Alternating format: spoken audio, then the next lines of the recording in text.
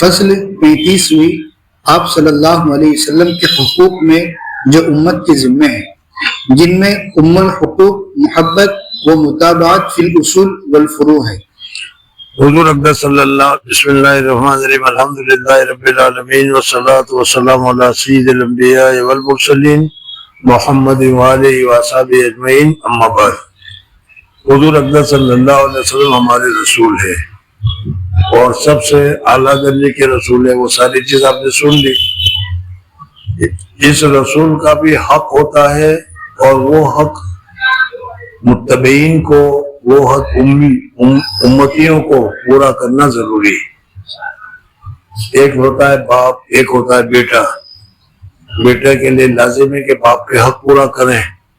وہ اپنے حق تو مانگتا ہے لیکن وہ خود اس کا باپ کا حق پورا کرتا ہے کہ نہیں، ایک دوسرا مسئلہ ہے۔ یہی ہر طالب علم استاد کا ہے کہ استاد کا بھی ایک حق ہوتا ہے، شاگرد کا بھی ایک حق ہوتا ہے۔ ہم لوگ اپنا حق کو وصول کرنا جانتے ہیں لیکن سامنے والے کا حق ہے اس کو ہم بھول جاتے ہیں۔ تو اسی طریقے سے حضور اقدس صلی اللہ علیہ وسلم کے ہمارے اوپر حقوق ہیں، اس حقوق کو ہمیں سوچنا چاہیے اور اس حقوق کو ادا کرنے کی کوشش کرنی چاہیے۔ ان میں سب سے پہلا کام تھا محبت کا، اور یہ تو آپ کو معلوم ہے کہ محبت کے متعلق تو کئی مرتبہ بتایا حضرت عمر فاروق والا قصہ بتایا کہ اپنی جان سے زیادہ محبت رسول اللہ صلی اللہ علیہ وسلم کے ساتھ ہونی چاہیے۔ حضرت عمر فاروق رضی اللہ تعالیٰ عنہ نے کہا تو کیا عمر ابھی تک مسلمان نہیں بنے، اور پھر جب انہوں نے کہا کہ اب میں اپنی جان سے بھی زیادہ آپ سے محبت کرتا ہوں تو حضور اقدس صلی اللہ علیہ وسلم نے فرمایا الآن یا عمر، محبت بتایا۔ متابعت فی الاصول والفروع، متابعت تابعداری، اصول اور فروع میں پیروی کرنا۔ جس طریقے سے حضور صلی اللہ علیہ وسلم نماز پڑھتے تھے، ایک حضور صلی اللہ علیہ وسلم مجلس میں تشریف تھے، ایک آدمی آیا اور آ کر جلدی جلدی 2 رکعت پڑھی اور آ کر حضور صلی اللہ علیہ وسلم کی مجلس میں سلام کر کر بیٹھ گیا۔ حضور اقدس صلی اللہ علیہ وسلم فرمایا گیا قم فصلی فإنک لم تصلی، اٹھ جاؤ پھر نماز پڑھو، تم نے نماز صحیح نہیں پڑھی۔ کئی مرتبہ یہ کہا، یہ واقعہ ہے حدیث کا۔ پھر حضور صلی اللہ علیہ وسلم سے اس نے پوچھا کہ یا رسول اللہ صلی اللہ علیہ وسلم مجھے تو ایسے ہی معلوم ہے کیسے پڑھنی ہے، آپ مجھے بتا دیجئے۔ تو حضور صلی اللہ علیہ وسلم نے پوری تفصیل بتائی۔ اس کے علاوہ حدیث میں حضور صلی اللہ علیہ وسلم نے ویسے بھی فرمایا کہ جب محراب بن کر آ گیا تو اس کے اوپر چڑھ کر تکبیر تحریمہ کس طریقے سے، ہاتھ کس طریقے سے باندھے جاتے ہیں، رکوع کس طریقے سے کیا جاتا ہے، سجدہ کس طریقے سے کیا جاتا ہے، سارا حضور اقدس صلی اللہ علیہ وسلم نے عملی طور پر کر کے بتایا اور فرمایا صلو کما رأیتمونی اصلی، جس طرح مجھے دیکھ رہے ہو میں نماز پڑھاؤں اسی طریقے سے تم پڑھو۔ تو حضور صلی اللہ علیہ وسلم کے ساتھ محبت ہونی چاہیے۔ محبت ہونے کے ساتھ اصول اور فروع میں، کلیات اور جزئیات میں حضور اقدس صلی اللہ علیہ وسلم کی تابعداری ہونی چاہیے۔ ویسی نماز پڑھنی چاہیے جیسی نماز پڑھنے کا ہم کو حکم دیا گیا ہے۔ نماز پڑھنے میں اگر ہم نماز تو پڑھتے ہیں لیکن جیسا اللہ تبارک و تعالیٰ نے رسول پاک نے ہم کو بتایا ہے اس طرح نہیں کہ ایک رکوع کی جگہ پر 2 رکوع کرتے ہیں یا سجدے میں صرف ٹھونگے مارتے ہیں تو یہ نماز قبول نہیں ہوتی۔ تو پہلی چیز بتائی حضور صلی اللہ علیہ وسلم کے ساتھ محبت۔ ہم لوگوں کے لیے اپنے رسول کے ساتھ اپنی جان سے بھی زیادہ محبت کرنے کی ضرورت ہے۔ اگر اپنی جان تمہیں زیادہ پسند ہے تو ابھی تمہارا ایمان پورا نہیں۔ جان سے زیادہ محبت کرنے کی ضرورت ہوئی، پھر اس کے بعد محبت کے ساتھ ہے اطاعت۔ اکیلی محبت بھی کام نہیں آتی۔ حضرت ابو طالب کے متعلق حضور اقدس صلی اللہ علیہ وسلم سے ان کو بہت محبت تھی، لیکن حضور اقدس صلی اللہ علیہ وسلم کی بات نہیں مانی، کلمہ نہیں پڑھا تو وہ جہنم میں گئے۔ تو صرف محبت کام نہیں آتی بلکہ محبت کے ساتھ اطاعت ضروری ہے۔ اطاعت اور متابعت فی الاصول والفروع، مطابقت فی الاصول اور اطاعت و فرما برداری۔ جی، جاننا چاہیے کہ کسی سے محبت ہونا اور اس محبت کا مقتضا متابعت ہونا 3 سبب سے ہوتا ہے۔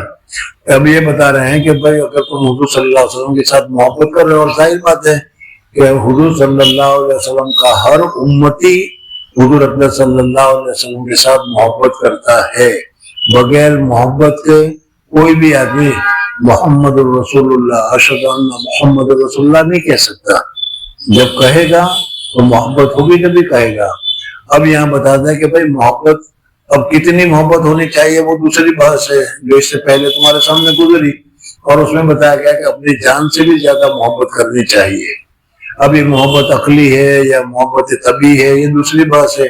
اب یہاں پر یہ بتاتے ہیں کہ کسی کے ساتھ محبت کرنے کے لیے 3 وجوہات ہے, 3 مین بنیادی چیزیں ہیں کہ اس 3 چیزوں کو سامنے رکھ کر آدمی کسی کے ساتھ محبت کرتا ہے. اب وہ تینوں چیزیں حضور اقدس صلی اللہ علیہ وسلم میں دیکھو کہ حضور اقدس صلی اللہ علیہ وسلم میں یہ تینوں چیزیں ہیں یا نہیں, اور اگر ہے تو پھر حضور صلی اللہ علیہ وسلم محبت کرنے کے زیادہ حقدار ہیں. جی, ایک کمال محبوب کا جیسے عالم سے محبت ہوتی ہے. ایک کمال نوال اور جمال 3 چیزیں بھی بتائیں گے. یہ پہلا ہے کمال, یعنی جس آدمی میں کمالیت ہو تو کمال کی وجہ سے آدمی اس کے ساتھ محبت کرتا ہے. سمجھنا گیا.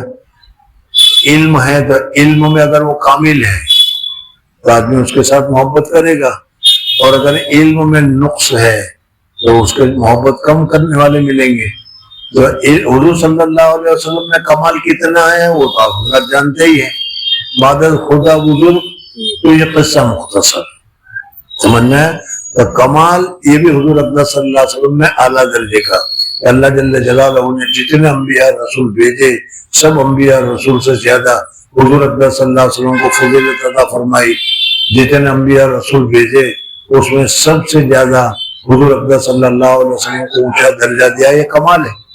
اور سب سے اونچا درجہ ہے وہ مقام محمود کا, وہ حضور صلی اللہ علیہ وسلم کو ملے گا. تو گویا کہ اللہ کے بعد بعد خدا بزرگ تو یہ قصہ مختصر شاعر کہتا ہے. تو اس وجہ سے حضور صلی اللہ علیہ وسلم میں کمال تو تلاش کرنے کی ضرورت ہے ہی نہیں. اللہ تعالیٰ نے ہر چیز میں کمال عطا فرما رکھا ہے. اور ابھی تمہارے سامنے تفسیر گزری تھی کہ حضور اقدس صلی اللہ علیہ وسلم کو رسالت میں کمال, حضور اقدس صلی اللہ علیہ وسلم کو جنت میں کمال, حضور اقدس صلی اللہ علیہ وسلم کو روحانیت میں کمال, حضور اقدس صلی اللہ علیہ وسلم کو معرفت میں کمال. یعنی جس چیز میں بھی دیکھو حضور اقدس صلی اللہ علیہ وسلم سب میں سب سے زیادہ آگے ہیں, سب سے زیادہ کامل ہے. اس کامل ہونے کی وجہ سے حضور اقدس صلی اللہ علیہ وسلم محبت کرنے کے زیادہ حقدار ہے. جی, ایک کمال محبوب کا جیسے عالم سے محبت ہوتی ہے شجاع سے محبت ہوتی ہے. شجاع مانے بہادر آدمی. بہادر آدمی سے لوگ محبت اس لیے کہ اس میں بہادری کا ایک کمال ہے. جس میں جس قسم کا بھی کوئی کمال ہو جب کامل ہوگا تو اس کمال کی وجہ سے لوگ اس کے ساتھ محبت کریں گے. سخاوت ہوگی تو سخاوت کی وجہ سے محبت کریں گے. ہاں, یہ سمجھنا آ جائے گا سخاوت والا. جی, دوسرا جمال. جمال ہوتا ہے تو جمال کی وجہ سے لوگ محبت کرتے ہیں. خوبصورت لڑکیوں کو پسند اسی لیے کرتے ہوں کہ اس کا چہرہ بڑا شاندار ہے. حضور اقدس صلی اللہ علیہ وسلم کا جمال صحابی فرماتے ہیں ایک مرتبہ حضور صلی اللہ علیہ وسلم مسجد نبوی میں رات کو لیٹے ہوئے تھے. چاند نکلا ہوا تھا. میں مسجد میں پہنچ گیا تو دیکھا حضور اقدس صلی اللہ علیہ وسلم لیٹ رہے ہیں, سو رہے ہیں, آرام فرما رہے ہیں. اور حضور صلی اللہ علیہ وسلم اتنے حسین نظر آ رہے ہیں کہ میں کبھی چاند کو دیکھتا تھا اور کبھی حضور صلی اللہ علیہ وسلم کے چہرے انور کو دیکھتا تھا کہ دونوں میں کون زیادہ حسین ہے. اور میرے دل نے فیصلہ کیا کہ چاند کتنے ہی جوش لگا لے لیکن میرے حبیب کے چہرے سے زیادہ حسین نہیں ہو سکتا. تو حسن بھی زیادہ. اور ان کے علاوہ تو جیسے ابھی تم نے سنا تھا کہ حضرت یوسف علیہ السلام کو جو اللہ تبارک و تعالیٰ نے حسن دیا تھا اس سے زیادہ حسن اللہ تبارک و تعالیٰ نے حضور اقدس صلی اللہ علیہ وسلم کو دیا تھا. سمجھنا ہے. تو حسن کے اعتبار سے اگر محبت کرنا چاہتے ہو تو حضور اقدس صلی اللہ علیہ وسلم میں حسن زیادہ ہے. کمال کے اعتبار سے چاہتے ہو تو حضور اقدس صلی اللہ علیہ وسلم سب کاملوں کو کامل ہے. اور تیسرا رہ گیا نوال بنے احسان. تیسرا نوال یعنی عطا و احسان. تیسرا حضور صلی اللہ علیہ وسلم کے انعامات اور احسانات کتنے ہمارے اوپر ان کو دیکھو تو حضور صلی اللہ علیہ وسلم کے انعامات اور احسانات بہت ہی زیادہ ہے. اس وجہ سے حضور اکرم صلی اللہ علیہ وسلم تینوں لائن سے بہت ہی اونچے درجے کے ہیں. کرسی لاتے ہیں تو مصنف رحمۃ اللہ تعالی علیہ فرماتے ہیں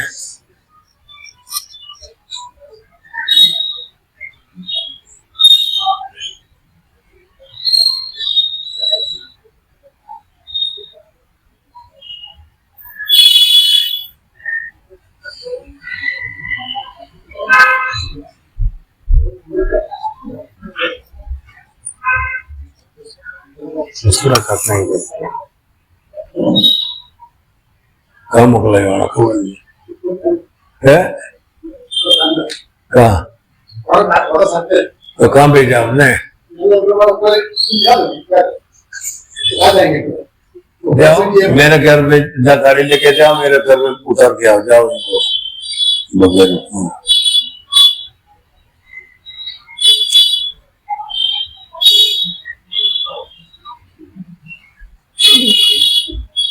خدا میں گھر میں سے تو کوئی بھی نہیں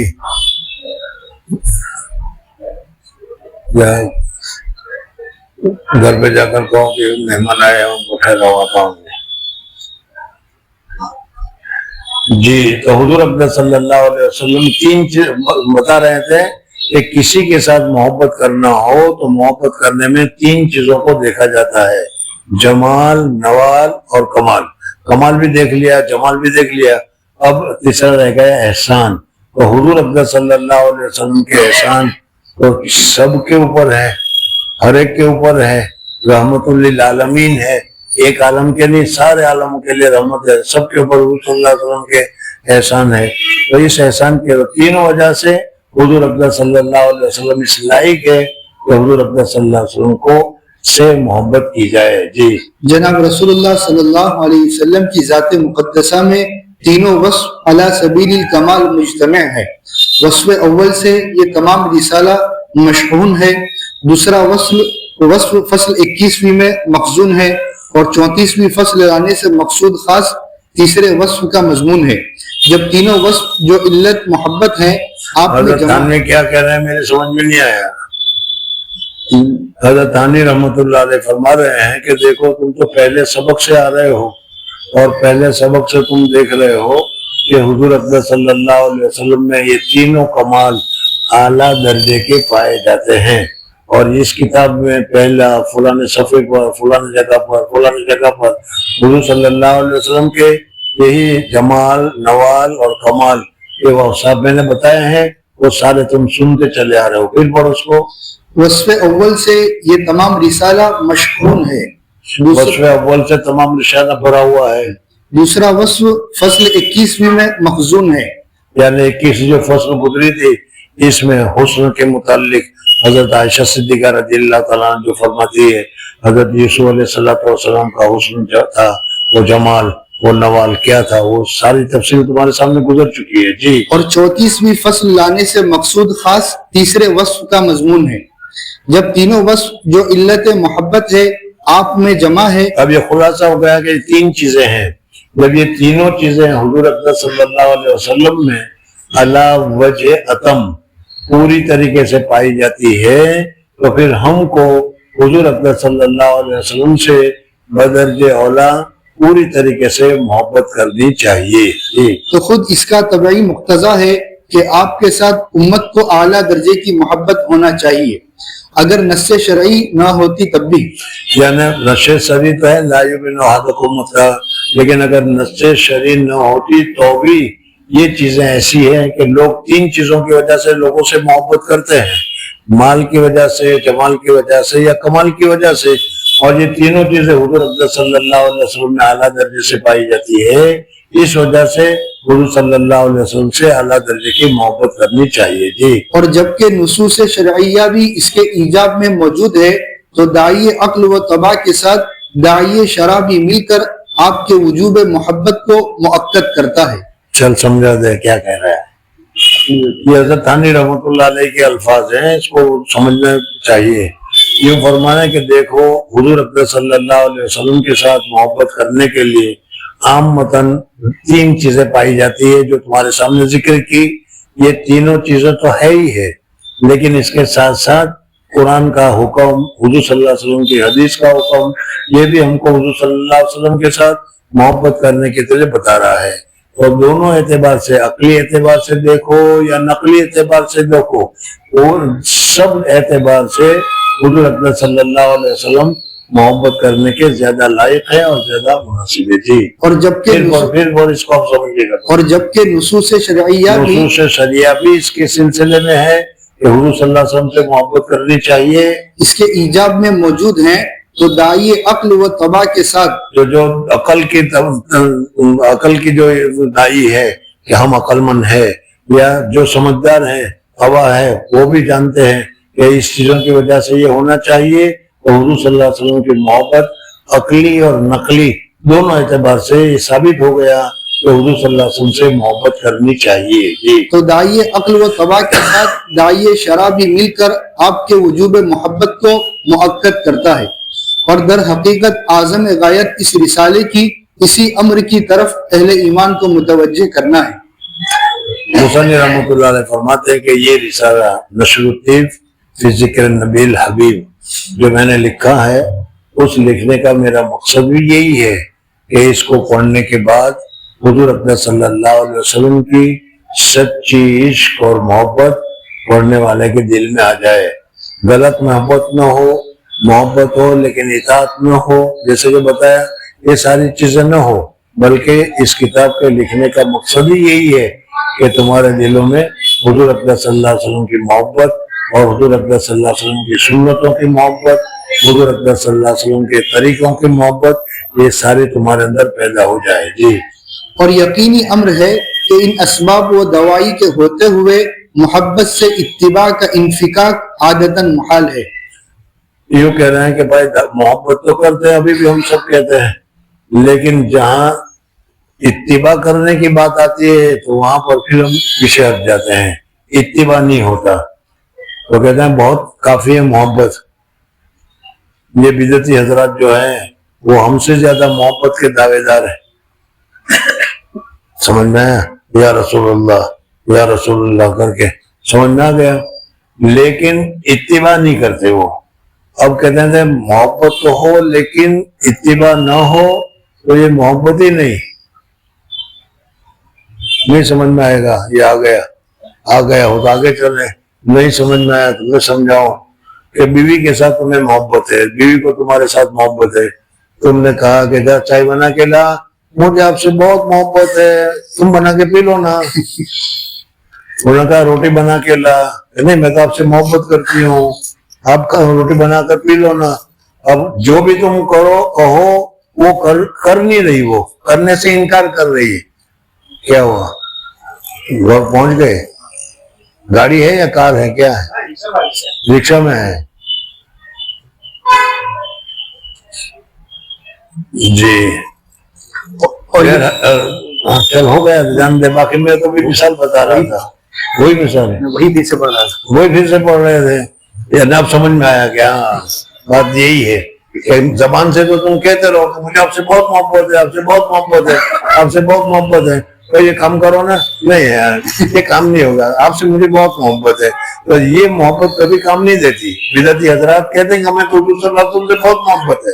भाई मोहब्बत है तो दाढ़ी रखो, मोहब्बत है तो नमाज पढ़ो। नहीं, हाँ ये मुश्किल है जी। तो क्या कहा? और यकीनी अम्र है कि इन असबाब व दवाई के होते हुए मोहब्बत से इत्तिबा का इन्फिकाक आदतन मुहाल है। यानी मोहब्बत होगी तो जिसको जिसके साथ मोहब्बत होगी वो अपने महबूब को खुश करने का काम करेगा, महबूब को राजी करने का काम करेगा। और पता नहीं क्या है, कहाँ दिमाग चला जाता है, समझना है। और तुम कहोगे कि यहाँ मस्जिद में बैठकर क्या कर रहे हैं, समझे? बहुत सारे लोगों को देखोगे कि शाहरुख खान की तरह दाढ़ी रखते हैं, समझ में आए? क्यों? या बाल जो रख रहे हैं ये पता नहीं तुम लोगों को मालूम नहीं होगा, शाहरुख खान एक मुसलमान आदमी है, समझ में आए? उनकी इत्तिबा में रखते हैं, उनके साथ मोहब्बत है, उनके जैसे कपड़े पहनते हैं, उनके साथ मोहब्बत है। तो मोहब्बत की वजह से जब उनकी इक्तिदा करते हो तो मोहब्बत की वजह से रसूलुल्लाह सल्लल्लाहु अलैहि वसल्लम की इक्तिदा क्यों नहीं करते? अरे समझ में आया कि नहीं जी। जिस दर्जे की मोहब्बत होगी उसी दर्जे का इत्तिबा होगा, और जाहिर है कि मोहब्बत अला सबीलिल कमाल वाजिब है, बस मुताबात भी अला सबीलिल कमाल वाजिब है। यानी ये कि हुजूर सल्लल्लाहु अलैहि वसल्लम के साथ मोहब्बत हमको अपनी जान से भी ज्यादा करनी चाहिए, यही तो बताया था ना, अला सबीलिल कमाल जी।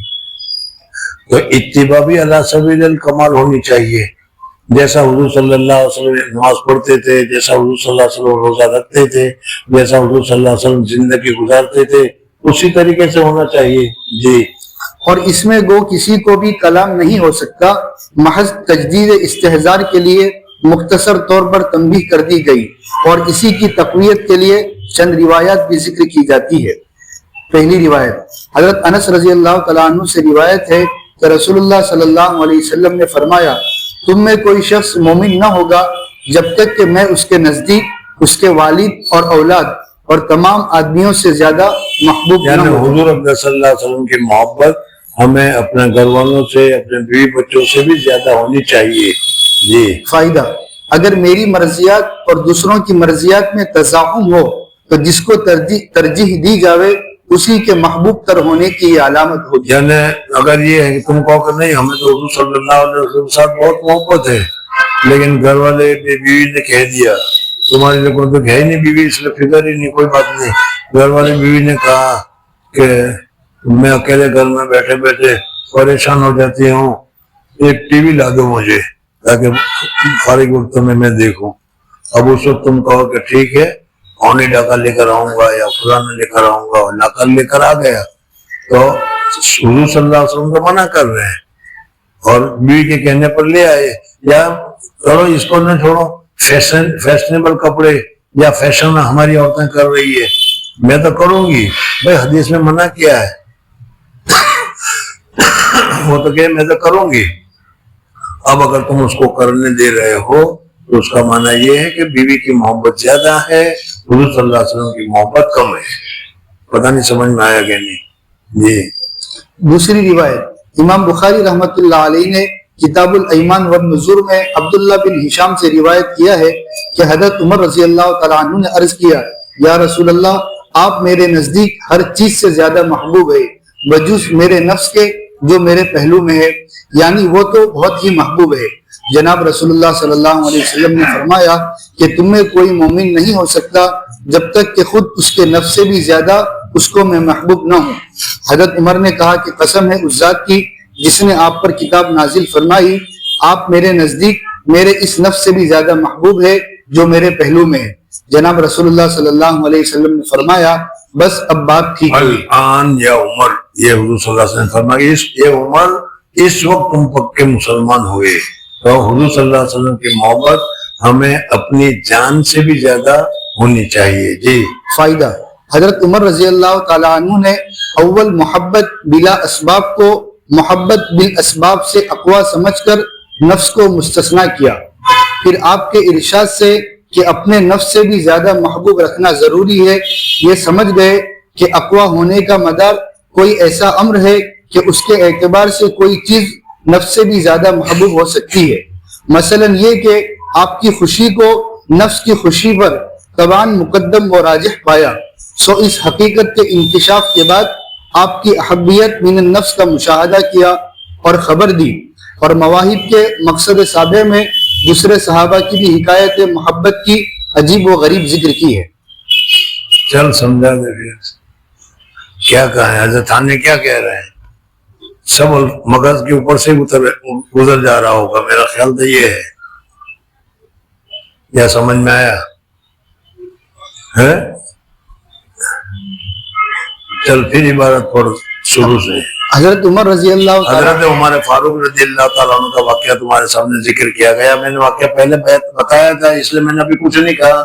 हजरत उमर फारूक रजी अल्लाह तआला अन्हु ने जब ये हदीस सुनी थी तो सहाबा थे, हर चीज साफ, जो दिल में है वो जबान पर, जो जबान में है वो दिल पर। हुजूर सल्लल्लाहु अलैहि वसल्लम ने जब ये हदीस सुनी कि ला युमिनु अहदुकुम हत्ता अकूना अहब्बा इलैहि मिन वालिदिही व वलदिही वन नास अजमईन, तो उस वक्त उन्होंने सोचा कि मुझे हुजूर सल्लल्लाहु अलैहि वसल्लम की मोहब्बत ज्यादा है या वालिदैन की मोहब्बत ज्यादा है। حضرت عمر فاروق رضی اللہ عنہ نے فرمایا کہ والدین کی محبت زیادہ ہوتی تو والدین مکہ میں چھوڑ کر میں مدینہ نہیں آ جاتا، بیوی بچے کی محبت زیادہ ہوتی تو بیوی بچوں کو مکہ چھوڑ کر ہجرت نہیں کرتا، اس لیے میں نے فیصلہ کر دیا کہ ان تمام چیزوں سے حضور اکرم صلی اللہ علیہ وسلم کی محبت زیادہ ہے۔ لیکن پھر جب اپنے متعلق سوچا کہ مجھے اپنی جان زیادہ پسندیدہ ہے یا حضور صلی اللہ علیہ وسلم کی جان زیادہ پسندیدہ ہے، تو اس وقت وہ فیصلہ نہیں کر سکے، تو اس لیے حضور صلی اللہ علیہ وسلم کو کہا کہ یا رسول اللہ صلی اللہ علیہ وسلم اپنی جان کے متعلق میں فیصلہ نہیں کر پا رہا، ہر ایک آدمی کو اپنی جان زیادہ پسند ہوتی ہے، اب اس میں بھی پھر تم سمجھاؤں گے، تم کہو کہاں بھگ گئے، بیوی کے ساتھ کھیتر گئے ہوئے ہو، سمجھ میں آیا، اور سامنے آم کے درخت کے اوپر سانپ نظر آ جائے تو بیوی کو دھکا مار کے بھگو گے یا وہی کھڑا رہو گے، کیا کرو گے بتاؤ؟ سمجھ میں آ رہا ہے؟ مثال اچھی نہیں ہے لیکن میں پوری طریقے سے تمہارے دماغ میں بٹھاؤں اس لیے کہہ رہا ہوں، تمہاری اپنی جان اگر پسند ہے تو اس بیچاری کو آگے کیوں کر رہے ہو؟ ہے نہیں، تمہیں آگے بڑھنا چاہیے کہ سانپ کو لے مجھے کاٹ، لیکن وہ بیوی کو آگے کر رہا تھا، معلوم ہے کہ بیوی کے ساتھ محبت ہے لیکن بیوی کی جان سے زیادہ اپنی جان پسند ہے، یہ میں بتانا چاہ رہا ہوں، سمجھ میں آئے نہیں؟ یا اس کے علاوہ بھی دوسری مثالیں ہو سکتی ہیں لیکن یہ آسانی سے سمجھ میں آ جائے اس لیے میں نے ایسا ذکر کیا۔ تو حضرت عمر فاروق رضی اللہ تعالیٰ عنہ نے غور کیا، سوچا، اور تھوڑی دیر کے بعد پھر حضرت عمر فاروق رضی اللہ تعالیٰ عنہ نے کہا کہ یا رسول اللہ صلی اللہ علیہ وسلم اب میں جب سوچتا ہوں، غور کرتا ہوں تو مجھے اپنی جان سے زیادہ آپ کی جان پسند ہے۔ اور اس میں حضرت ابوبکر کا واقعہ بھی میرے ذہن میں آ گیا کہ غار سور میں تشریف لے گئے، وہاں پاؤں رکھ لیا کہیں صاحب حضور صلی اللہ علیہ وسلم کو نہ کاٹ لے، مجھے کاٹ لے، یہ تھی حضور صلی اللہ علیہ وسلم کی محبت۔ یاد آ گیا کہ نہیں؟ سمجھ میں آیا؟ لیکن یہ مثال ذرا مہذب لوگوں کی ہے، اس وجہ سے مہذب لوگ نہیں سمجھتے جلدی، اس لیے میں نے سمجھا کہ حضرت ابوبکر صدیق نے کہا کہ حضور صلی اللہ علیہ وسلم نے دودھ پیا، مجھے خوشی ہوئی، سمجھنا ہے؟ یہ حضرت ابوبکر کی بات تھی۔ خیر بہرحال حضرت عمر نے اب کہا تھا، حضور صلی اللہ علیہ وسلم نے کہا کہ اب حضور صلی اللہ علیہ وسلم نے اس وقت جواب فرمایا بخاری کے الفاظ میں، الان یا عمر، اس وقت عمر تم پکے مسلمان ہو گئے۔ اب حدیث کے درس میں تو ہم یہ بتاتے ہیں کہ بھئی تھوڑی دیر میں حضرت ابوبکر صدیق، حضرت عمر فاروق رضی اللہ تعالیٰ عنہ نے کس طریقے سے کہہ دیا، ابھی تو منع کر رہے تھے، تھوڑی دیر میں کیا بات ایسے سمجھ میں آ گئی، تو اس کے توجیحات ہم اور کر رہے ہیں کہ حضور صلی اللہ علیہ وسلم نے کوئی تصرف کیا، حضور صلی اللہ علیہ وسلم نے کوئی دعا کی، حضور صلی اللہ علیہ وسلم نے کچھ کیا جس کی وجہ سے فوراً ان کے دل میں حضور صلی اللہ علیہ وسلم کی محبت کا اعلیٰ درجہ پیدا ہو گیا اور انہوں نے فوراً کہہ دیا، تو حضور صلی اللہ علیہ وسلم نے بھی جواب دے دیا۔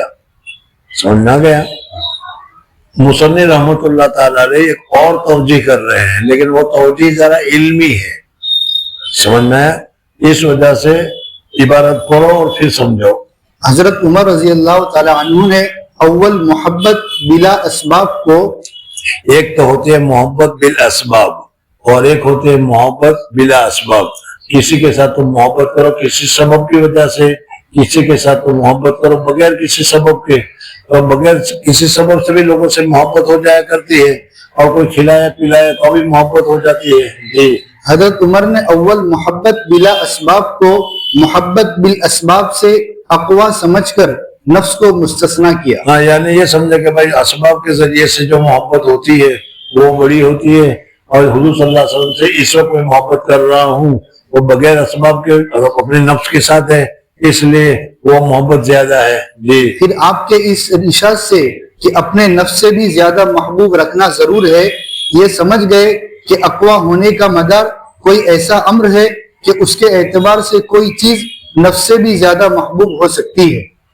مثلا یہ کہ آپ کی خوشی کو نفس کی خوشی پر توان مقدم، یعنی ایک چیز تو یہ ہے کہ جو مجھے پسند ہے، اور ایک چیز وہ ہے کہ حضور اکرم صلی اللہ علیہ وسلم کو پسند ہے، تو جو چیز تمہیں پسند ہو وہ اس کو کھانی چاہیے، اس کو لینی چاہیے، یا حضور صلی اللہ علیہ وسلم کو جو پسند ہو اس کو لینی چاہیے۔ نہیں سمجھ میں آیا؟ چلو مثال ہی سمجھاؤں.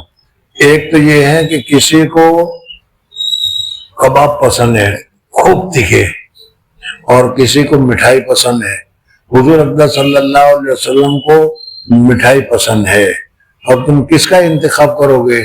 اگر تم نے کباب کا انتخاب کیا تو اپنی پسند کا اختیار کیا، اور اگر مٹھائی کا اختیار کیا تو حضور صلی اللہ علیہ وسلم کو پسند ہے اس لیے. تو گویا کہ حضور صلی اللہ علیہ وسلم کی محبت کی ترجیح دی گئی کہ نہیں؟ اب بھی نہ سمجھ میں آیا تو پھر جاؤں میں نہیں سمجھاتا. جی مثلا یہ کہ آپ کی خوشی کو نفس کی خوشی پر طبعاً مقدم و راجح پایا، سو اس حقیقت کے انکشاف کے بعد یعنی حضرت عمر فاروق رضی اللہ عنہ سمجھا کہ بھائی جو چیز بغیر اسباب کے بھی ہو اس میں بھی ہم حضور صلی اللہ علیہ وسلم کو خوش دیکھنا چاہتے ہیں، حضور صلی اللہ علیہ وسلم کو راضی دیکھنا چاہتے ہیں.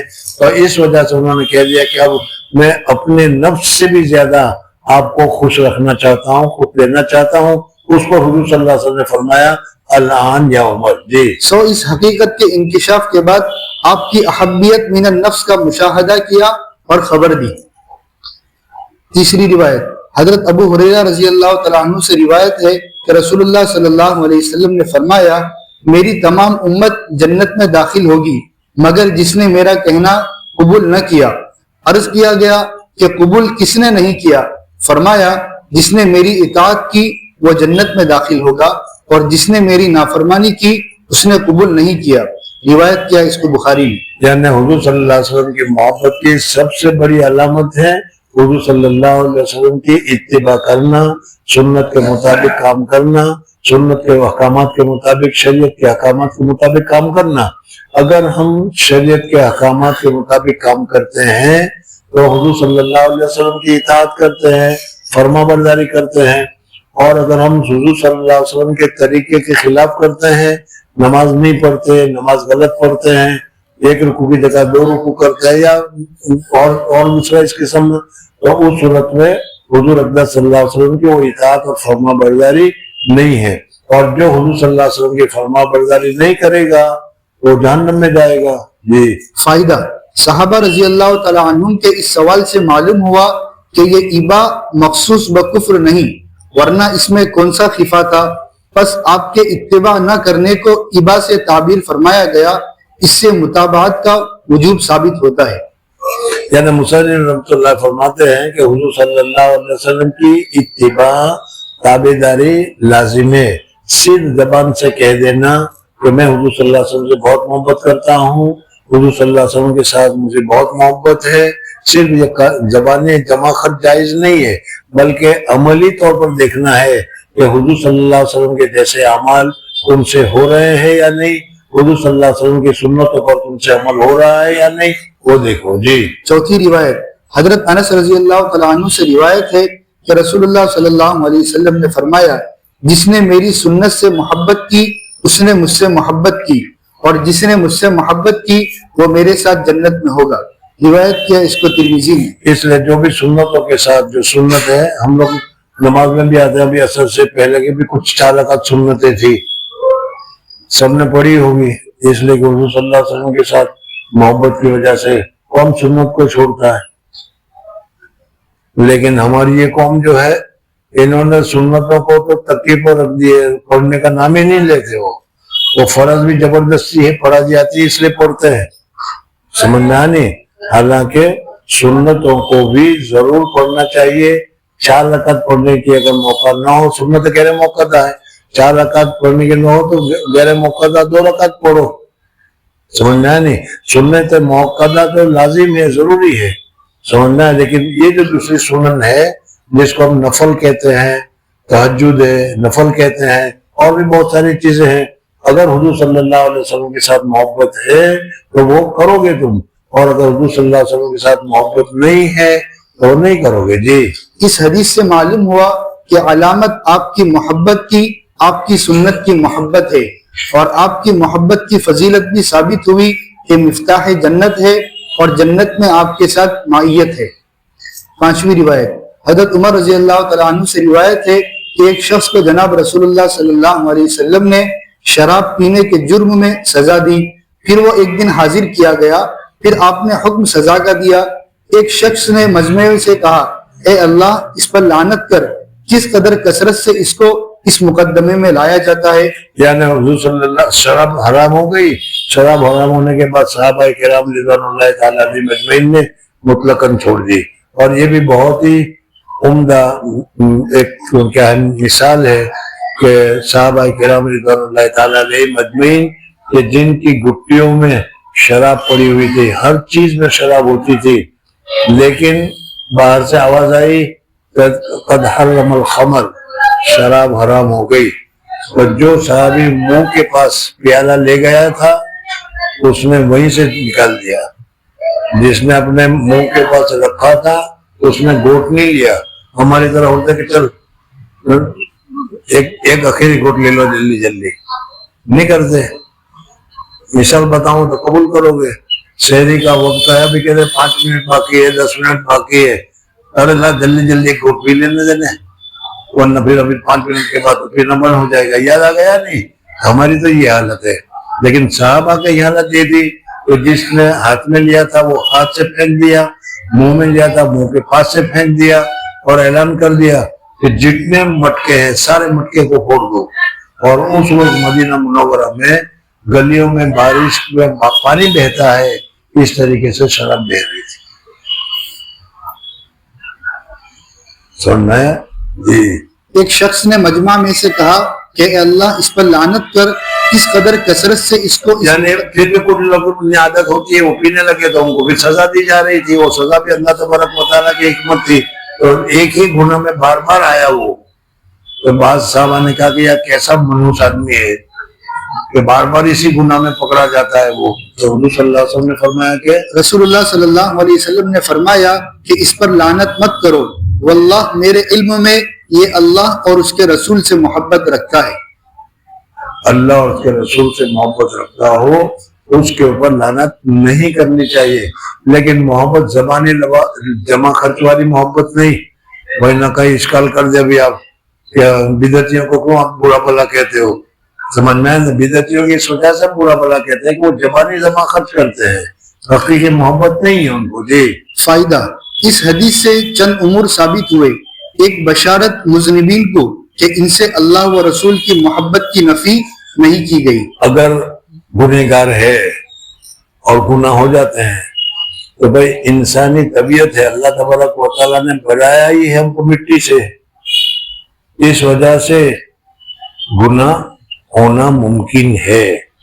تو گناہ کرنا یا گناہ کی چیزوں کو کرنا، شراب پینا، زنا کرنا، یہ کفر کی علامت نہیں ہے، بلکہ یہ نفسانی خواہشات کی علامت ہے کہ نفس اس کو چاہتا ہے وہ۔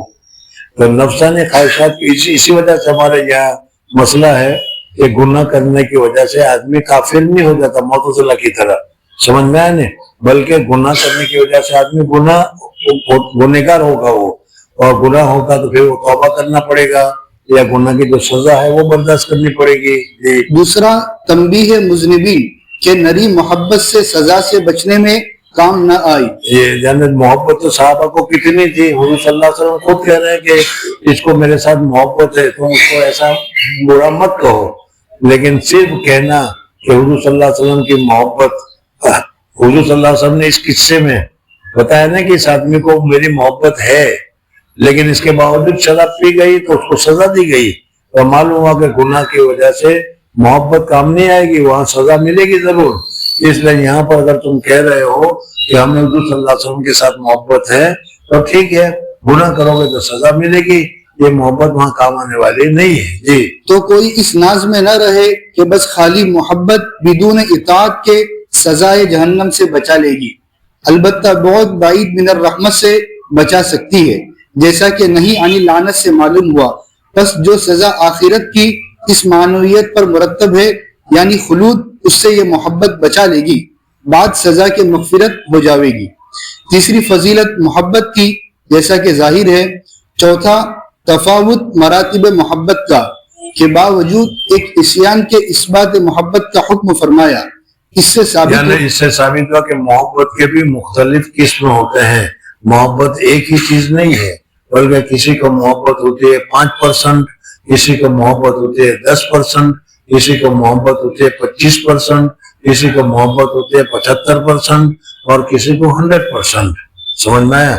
अब यहाँ पे ये शराब वाला जो किस्सा जिक्र किया, इसमें उसको मोहब्बत तो है लेकिन वो 100% वाली नहीं। अगर 100% वाली होती तो हुजूर सल्लल्लाहु अलैहि वसल्लम की कभी नाफरमानी नहीं करता।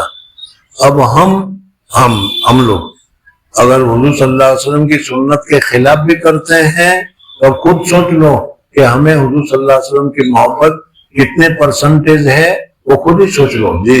इससे साबित हुआ कि मुताबात कामिल न होने से वो कमाल मोहब्बत का हुक्म न होगा, मगर नफ्से मुताबात से कि अदना दर्जा उसका कुफ्र से निकलना है।